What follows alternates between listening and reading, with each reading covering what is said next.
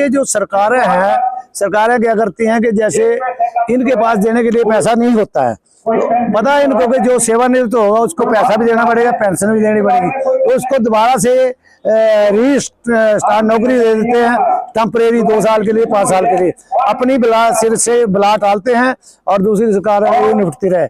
ऐसा सरकारों में रहा है, मगर ये होना नहीं चाहिए। उससे बच्चों में बेरोजगारी बढ़ रही है और जो पुराने कर्मचारी और पेंशनर है उनको भी इसका दिक्कत का सामना करना पड़ रहा है। आज तक ऐसी सरकार हमने नहीं देखी, मुख्यमंत्री ऐसा कोई नहीं देखा हमने जो हर महीने की 29 और 30 तारीख को पेंशन दे। 29 और 30 तारीख को भी पेंशन तब मिल रही है जब हम लोग एजिटेशन कर रहे हैं और लड़ाइयां लड़ रहे हैं, तब जाके मिलती है। ऐसे बिल्कुल भी ये पेंशन देने के मूड में नहीं है समय पर। आज 7 तारीख हो गई है, अभी तक हमारे को नवंबर महीने की पेंशन रखनी पड़ी है। अक्टूबर महीने की पेंशन जब धरना प्रदर्शन धर्मशाला में हुआ तो उसके बाद जो माननीय मुख्यमंत्री जी ने वार्ता के लिए बुलाया, उसके बाद आदेश हुए, तब जाके 29 तारीख को हमारे को पेंशन मिली है। तो ऐसा हम नहीं चाहते हैं। हम वृद्ध लोग हैं, बीमारियों से ग्रस्त है, कई लोग हमारे जो है वृद्धावस्था में बीमारियों को इलाज तक नहीं करवा सके पैसे के अभाव से और स्वर्ग से धार गए हैं। तो हम सरकार से फिर आग्रह करते हैं कि समय रहते हमारे को 1 तारीख को पेंशन है, जैसे और कर्मचारियों और पेंशनों को मिलती है। नहीं तो ये आंदोलन जो है बड़ा रूप धारण करेगा और इनका सेक्रेटरीट में भी घेराव करेंगे, गृह क्षेत्र में मुख्यमंत्री जी आएंगे, यहाँ भी घेराव करेंगे और उप मुख्यमंत्री का उन्ना में जाके भी घेराव करेंगे।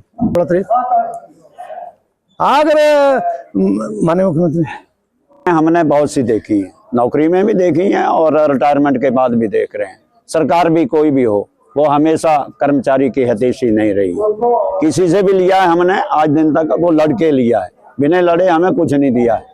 हमें तो जब सरकार आई है इसलिए लोगों ने खुशी महसूस की, हम लोगों ने तो इसलिए बुजुर्गों ने खुशी महसूस की कि हमारे जो माननीय मुख्यमंत्री थे वो हमारे एक चालक के बेटे हैं और उनके साथ बहुत से हमारे लोग हैं, हम जैसे बहुत से बुजुर्ग ऐसे हैं जिनके साथ उन्होंने शिमला के अंदर इकट्ठी नौकरी की। हम लोगों को खुशी हुई कि हमारे एक चालक का जो सुपुत्र है वो एक बहुत बड़ा हिमाचल की कमान कर रहे हैं।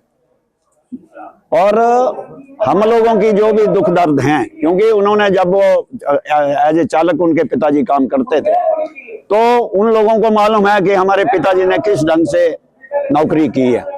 उन्होंने उस ढंग से उस समय नौकरी की है जब परिवहन की कोई व्यवस्था हिमाचल प्रदेश में स्वाय सरकार की बसों से कोई नहीं होती। सरकार की बसें होती थी और उसमें भेड़ बकरियां सब्जी सब गाड़ी में चलते थे और इवन उसी परिस्थिति में चाहे वो कितना भी बर्फ पड़ा हो, लोग अपने अपने घरों को चले जाते थे।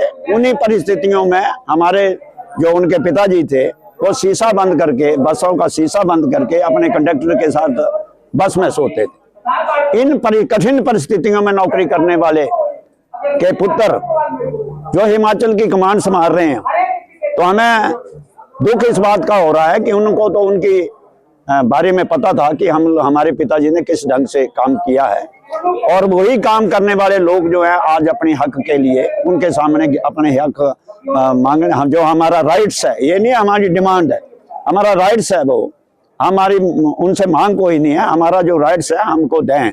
बहुत से लोग ऐसे हैं 2016 से पहले जितने बुजुर्ग रिटायर हुए हैं उनके रिवाइज पेंशन होनी है 50-30% का, उनको जो उनकी फिक्सेशन होनी है। 16 के बाद जितने रिटायर हुए हैं उनका सारा पेंशन का एरियर है। 75 साल के बाद लोगों को कुछ पैसा इन्होंने राहत दी है, परंतु बाकी के लोग जो हैं उनको पेंशन दी। और एक समय ऐसा भी आया कि कई लोगों के रिवाइज जो केस हैं, 16 के बाद के रिवाइज केस है, वो 2500 के करीब हमारे भाई हैं। उन लोगों को 7 महीने के बाद उनकी पेंशन रिवाइज की गई। 16 से पहले वालों की पहले कर दी गई और जो 16 के बाद रिटायर हुए उनकी 7 महीने बाद दी और 7 महीने रिवाइज करने के बाद उनको पेंशन तो रिवाइज दे दी गई, परंतु उनका पेंशन का 7 महीना के एरियर आज दिन तक नहीं लोगों को मिला। 16 के बाद जिन लोगों ने नौकरी की बेचारों ने, उनको जितना एरियर है वो आज दिन तक नहीं दिया। तो हमारा तो करोड़ों के हिसाब से HRT जो सेवानिवृत्त कर्मचारी है उनका करोड़ों के हिसाब से सरकार से पैसा लेना। तो हम सरकार से यही मांग करते हैं कि सरकार जो है समय रहते, अभी 2 साल इनके पड़े हुए हैं सरकार के, ऐसा ना हो कि आने वाले समय में कि आप लोगों को यही बुजुर्ग लोग जो है वो सड़क पर उतर कर आपके विरुद्ध सड़कों पे उतरें और आपका पूरे हिमाचल प्रदेश में नामो निशान मिटा दें, कांग्रेस पार्टी का नामो निशान मिटा दें। इसलिए अभी भी समय है, समय रहते इन बुजुर्गों की बात को सुने। जो बुजुर्गों के हाथ आशीर्वाद देने के लिए उठते थे छोटे लोगों के ऊपर, वो आशीर्वाद मांगने के लिए उठ रहे हैं। ये बड़े एक शर्म की बात हमारे लिए है।